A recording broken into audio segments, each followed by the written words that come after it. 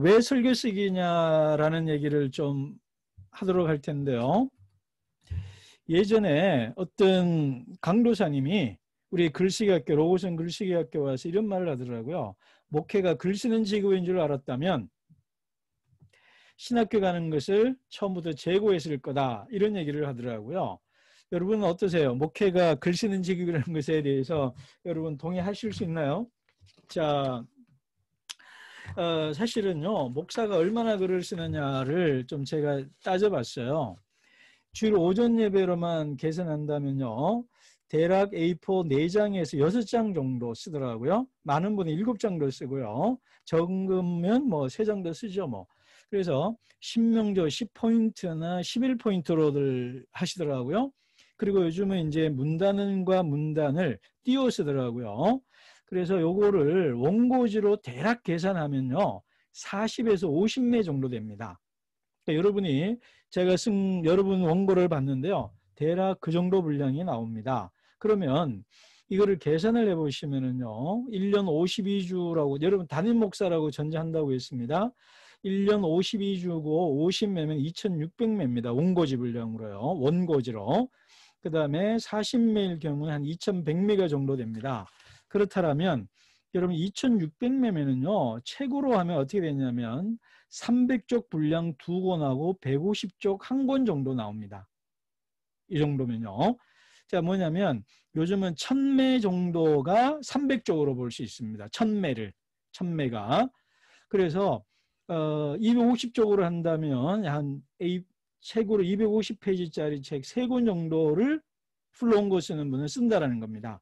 그리고 40매로 계산하게 되면은 200쪽짜리 한 3권 정도를 원고로 쓴다라는 겁니다. 자, 그렇다면요, 이거를 좀 다른 직업군들, 특별히 그 글 쓰는 것을 전문으로 하는 직업군과 비교를 해본다면 제일 많이 쓰는 사람이 제가 짐작건데 장편 소설가입니다. 1년에 장편 소설 한 권이 한 1000매 됩니다. 요즘은요, 중장편, 경장편 그래서요, 원고지 800매가 소설로 되고요.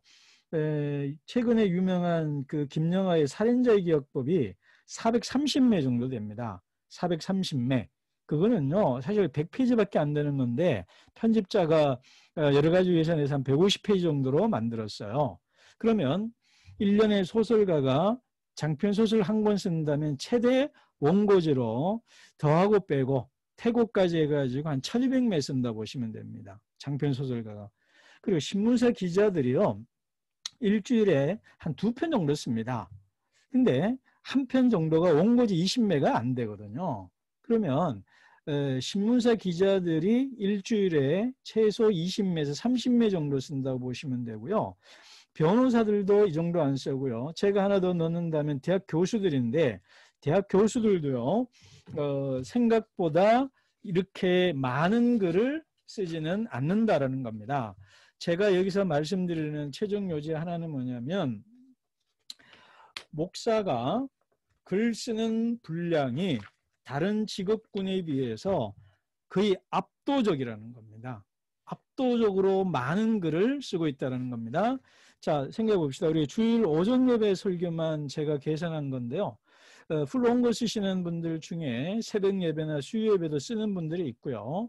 그 다음 주일 주보에 칼럼 쓰시는 분들도 있습니다. 그러니까 그걸로 계산한다면 아까 제가 말씀드린 이 2600매가요, 거의 3000매까지도 올라갈 수 있는 엄청난 분량을 지금 담임 목회자들 중에 풀롱고 쓰는 분들 중에 양이 많다라는 겁니다. 그러니까 글 쓰는 직업 중에 소설가, 기자, 변호사, 교수를 능가하는 분량을 목사님들이 쓰고 있다는 거죠.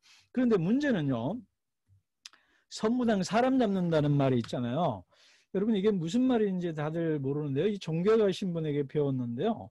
선무당이 뭐냐 하면은요, 그냥 어설픈 사람을 선무당이라고 하는데 종교학에서 선무당은 다른 뜻이 있다고 그래요. 이게 뭐냐면 신내림은 받았는데 굿하는 법을 못 배운 사람을 선무당이라고 그런다 그래요. 그러니까 우리 기독교로 말하면 성령 충만, 성령 체험 받았는데 신학 공부를 안 해가지고 목회하는 사람이다. 이렇게 보시면 되는 겁니다. 그러니까 우리가 가장 많이 글 쓰는 직업군이면서도 한 번도 또는 제대로 글쓰기를 훈련받거나 교육받은 적이 없다라는 거죠. 아까 앞에도 신대원 여러분 학부 4년 또는 신대원 3년 졸업하면서 글쓰기 과목을 배운지 않았을 거예요. 한 학기 아까 고영주 목사님 얘기처럼요. 그 설교학 개론이나 이 시간에 한 번 설교하고 피드백 받아본 것이 일반적일 겁니다. 좀 더 많은 경우도 있을 수 있겠지만요. 그렇다면 이게 비극이라는 거죠. 글 쓰는 직업이면서도 글 쓰는 법을 배우지도 못하고 평생 하고 있다라는 이런 비극이라는 겁니다. 그래서요, 제가 가끔요, 제가 설교수기 학교 하고 싶다, 한다 이런 얘기를 하면요, 여러분 누가 더 좋아할까요? 목사님들이 좋아할까요? 교인들이 좋아할까요? 미안한 얘기입니다만은 교인들이 좋아합니다. 우리 목사님 좀 갔으면 좋겠다 그런 얘기를 좀 많이 해요. 사실은 제가 이 설교서 강의할 때 좀 여러분에게 양해를 구하고 좀 과하게 좀 강조하기 위해서 좀 과하게 좀 말씀드릴게요. 교인들은 목사의 설교를 참아주고 있다 이렇게 전제를 하셔야 된다고 봐요. 그러니까 여러분 좀 제가 과장된 얘기합니다. 교인들이 아멘 하는 것은 목사님 힘내라고 아멘 해주는 걸로 받으셔야 됩니다. 아, 내가 설교를 잘해서 아멘이다. 이렇게 그게 틀린 말은 아닌데요. 저는 제가 그동안 글쓰기학교 11년 했거든요. 그런데 가끔 목사님들이 그 칼럼이 아니라 에세이나 소평이 아니라 설교 원고를 저희한테 그 글쓰기학교에 갖고 왔는데요. 아, 그리고 또 다른 분들 설교 원고를 좀 보고는요. 솔직히 충격을 받았습니다. 너무 충격을 받았어요. 그래서 제가 이런 얘기 하는 겁니다. 그런데 그래서 우리가 좀 글 쓰는 법, 설교 쓰는 법을 좀 배울 필요가 있다. 한 학기 정도. 그래서 제가 이 12주 강좌를 열었고요. 근데 자, 그러면 이런 반문을 할 수 있을 것 같아요. 그럼 설교 원고를 글로 쓴다면 좋은 설교, 은혜로운 설교가 되는가? 저는요, 당하게 말할 수 있습니다. 아니옵니다. 설교 원고 잘 썼다고 해서 좋은 설교 되느냐? 그건 결코 아닙니다. 왜냐하면요, 설교에는 설교 외적 요소가 많이 작용하죠. 뭐 여러분 제가 말하지 않아도 다 아실 겁니다. 뭐 교회 분위기라든가 목사의 교인의 관계라든가 성의 역사심, 뭐 목회자의 인격, 그리고 이 또 스피치 말하는 것도 좀 들어가죠. 그렇지만요, 전체 원고를 설교로 글로 썼다라면요, 그만큼 헌신했다는 겁니다. 노력했고 시간을 많이 투자했다는 거고요. 그리고 여러분 글이 말이 된다는 거는요. 논리와 내용이 어느 정도 갖추어졌다는 겁니다. 그래서 잘못된 설교를 하지 않을 수 있다는 거고요. 기본에 충실한 설교를 하고 있다, 할 수 있다 이렇게 볼 수 있습니다. 그래서요. 담임 목사로 본다면요. 담임 목사의 설교를 밥이라고 본다면 집밥이지 맛집밥이 아닙니다.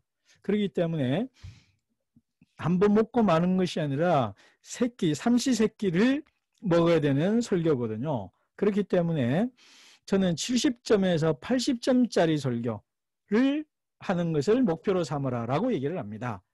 70점에서 80점 설교를 하다가 성령의 역사심이 플러스로 있는 것이지, 예를 들면 제가 이런 예를 많이 듭니다. 여러분이 잡지사 편집장이라고 한다면 원고를 보내는데 원고 청탁을 한단 말이에요. 그럴 때 저 사람은 어떤 때는 100점짜리 글도 쓰지만 어떤 때는 50점짜리 글도 써. 이런 작가가 있고, 어떤 사람은요. 저분은 80점짜리는 꾸준히 써. 내려가도 70점이고 올라가면 90점이야 라고 가정해 봅시다. 두 명의 작가가 있다면 여러분의 신문사 편집장이라면 어느 쪽에게 그 글을 원고를 청탁하겠습니까? 대부분 80점짜리를 유지하는, 안정적으로 유지하는 사람에게 글을 부탁한다고 말을 합니다. 이거는 잡지사 기자들이나 또 신문사나 출판사에게 물어보면요, 거의 공통적으로 하는 얘기입니다. 그래서요, 제가 여러분에게 계속 강조하겠지만요, 70점에서 떨어져도 70점 이하로 안 떨어지는 설교를 하는 것을 목표로 하겠다. 그렇기 때문에 여러분이 원고를 풀 원고를 썼다라면 최소한 무조건 70점은 먹고 들어간다, 저는 이렇게 봅니다. 그렇기 때문에 안정적인 집밥 설교를 할 수가 있고, 거기에 하나님의 역사가 간섭이 있을 때 좋은 설교가 또 은혜로운 설교, 또 성도를 변화시키는 설교를 할 수 있다, 이렇게 말할 수가 있습니다. 자, 그 다음 우리 그래서요, 이 워크숍의 목적은요, 여러분 가장 기초적이고 기본적인 설교 포맷, 여러분에게 구조를 좀 제가 가르칠 겁니다. 그 기본적인 구조를 여러분 몸에 익히면 설교 쓰는 것이 훨씬 쉬워집니다. 예를 들면요, 레시피가 있는 것과 없는 것의 차이입니다. 여러분 이런 거죠. 우리 주부들이나 제 집사람도 보면 그냥 뚝딱 음식을 만들어냅니다. 제보고 하라 그러면은 우리 유튜브라든가 이걸 검색하고 그게 따라서 연습을 한단 말이죠. 근데 제가 여러분들에게를 기본 전제가 뭐냐면, 좀 설교에 관한 초보자다, 좀 죄송하지만 그렇게 전제를 하고 시작할 거고요. 그래서 기본적인 레시피를 여러분들에게 주려고 할 겁니다. 그래서 가장 기본적인 구조와 순서, 포맷을 알려드릴 거예요. 그 다음에 개요 작성, 그것과 관련해서 개요 작성이 중요하다는 거. 그 다음에 세 번째 문단 쓰기를 제가 아주 무지하게 강조할 겁니다. 그러니까 포맷, 구조, 전체 설교 구조, 두 번째 개요, 세 번째 문단 쓰기를 제가 특별히 강조할 거다. 그래서 네 번째 포맷과 개요, 문단 쓰기를 좀 익히는 것을 좀 할 거고요. 제가 앞으로 이제 여러분들에게 강조할 거는 성경 해석, 각자의 신학, 정치 입장에 관해서는 절대로 언급하지 않습니다. 본문을 어떻게 해석했는지는 그는 각자의 몫으로 좀 넘길 거고요. 그 다음에 목회자에게는 영성관리, 설교 철학도 말하지 않을 거고요. 그냥 글쓰기로만 접근하겠습니다. 그래서 글로만 여러분이 접근을 하도록 할 거고요.